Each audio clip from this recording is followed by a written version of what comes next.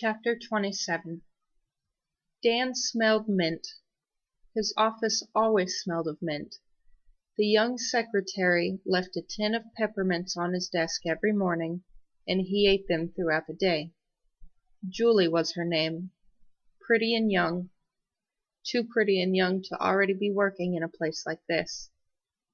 A half-finished report sat on the desk before him. This side of things, the paper-pushing side, always annoyed him. That's what assistants were for. Damn it all, but they couldn't be depended upon for anything. Sucking on a mint and adjusting his spectacles, he went back to the business at hand. Where was he? Ah, yes, writing. Each victim had been strangled, although some had struggled, the signs of which were evident in the bruises and cuts they sustained. Reportedly, the victims' pose to dance looked remarkably convincing, as did those set around the rest of the bar, sitting and standing. Good God, the planning it must have taken to achieve this. A corpse reaches its peak stiffness at approximately 12 hours after death. To kill the patrons of an entire bar and then wait among the dead for hours. I admit, even I was skeptical that treatment could help a man so deeply, deeply troubled. Happily, repeated insulin shock treatments and 2 weeks in the dark room have somewhat improved the patient's temperament. He seems almost docile. I have nearly accomplished something outstanding with the man. There will be more sessions, the one on Thursday, and further monitoring of his behavior. Report complete, he signed his name. Daniel Crawford, Warden. He considered the signature and signed it again and again. He wrote his name faster and faster, pen flying across the page. Daniel Crawford, Daniel Crawford. The page disappeared in front of his eyes. He could see the dancing corpses, hear the record wheezing softly in the background. It played the tune of Lucy's music box. And then he was falling down the rabbit hole, falling, and he woke up from his nap with a start. Dan hadn't even known he'd fallen asleep.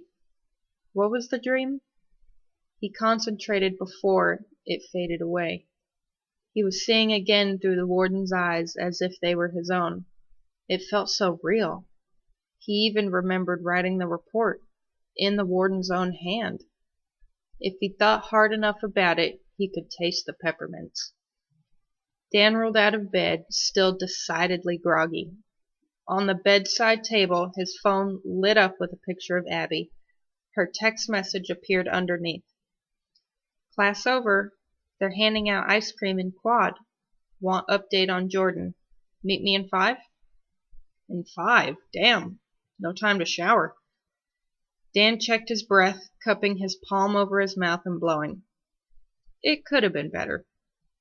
He tracked down a beat-up old pack of gum in his backpack, but just tasting the mint made him feel sick. What else would Daniel Crawford ruin for him? The lure of ice cream had apparently emptied the dorm, both of students and the police.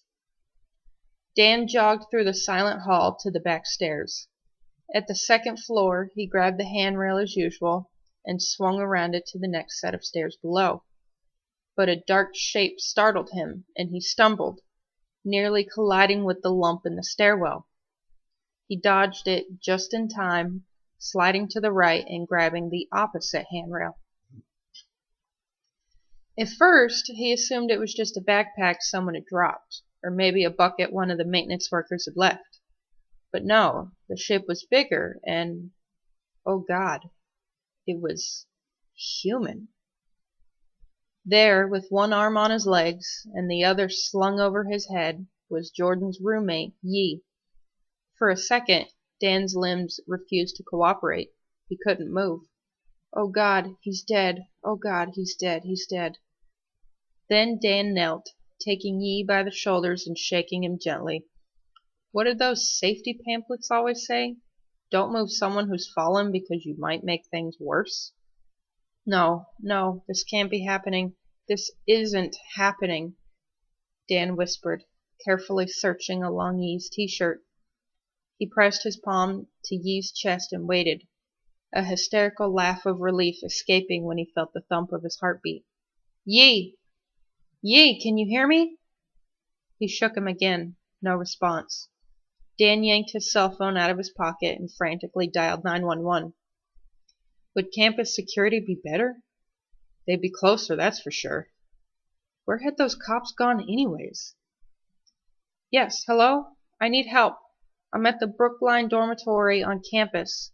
Sorry, Camford, New Hampshire College. My friend is unconscious. It looks like he was attacked, or maybe he fell. I don't know. He's breathing, but I can't wake him up. But there's definitely a pulse. The operator insisted he stay on the line, and while it was probably just a moment or two before the police arrived, it felt like a lifetime. He kept his hand on Yi's shoulder, telling him over and over again that it would be okay, that he would be okay, that everything was all right. After a while, Dan knew he was babbling, words tripping out of his mouth as he tried not to panic. He tried not to notice that one of Yi's ankles was neatly crossed over the other leg, as if Yi had just sat down on the stairs to take a rest. Finally, the police officers arrived. One of them helped Dan up, patted him on the back, and told him to wait downstairs. More cops arrived, and more, and then the paramedics. Dan answered their questions in a daze. No, the stairs weren't slippery. No, he hadn't moved Yi at all.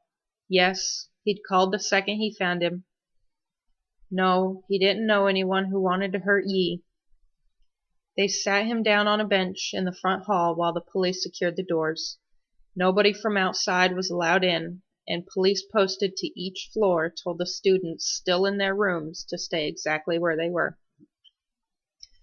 Through the windows in the entrance hall, Dan could see students gathering around outside and peering in, trying to figure out what was going on. By the time he thought to look at his phone, he had 6 missed text messages, all from Abby. Police just freaked out and went inside. Where are you? Dan, are you okay? What happened? Do you see the cops in there? The messages became increasingly panicked, until the final one was just a mess of exclamation points and question marks.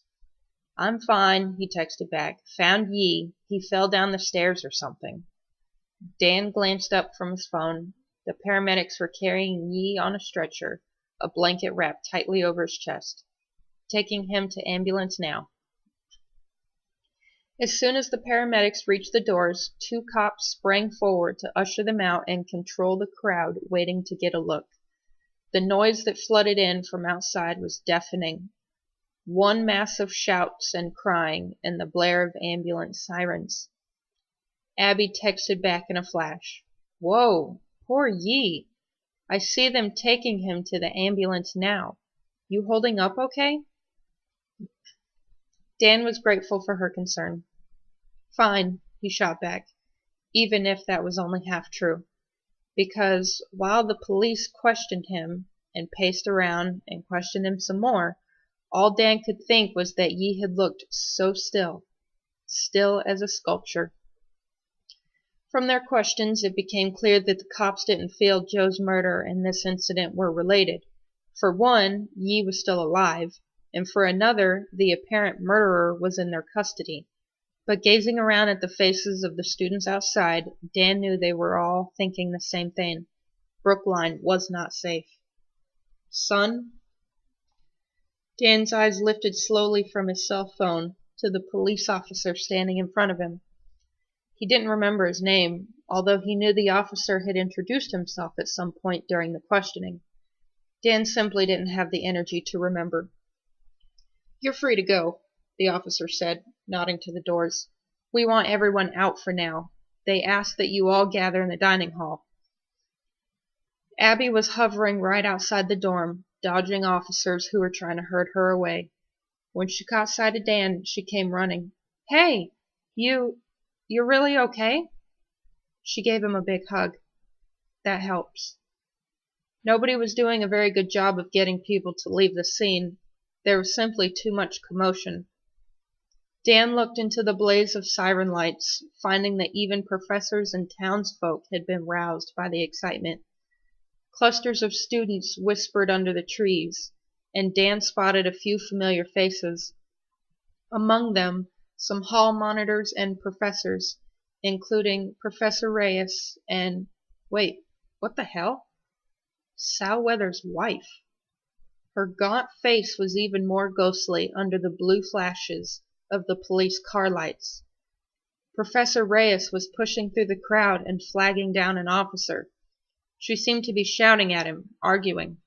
When Dan tried to spot Sal's wife again, she was gone. They joined the stream of kids going into Wilford. It's all just too awful to think about, Abby said. Do you think he'll be okay?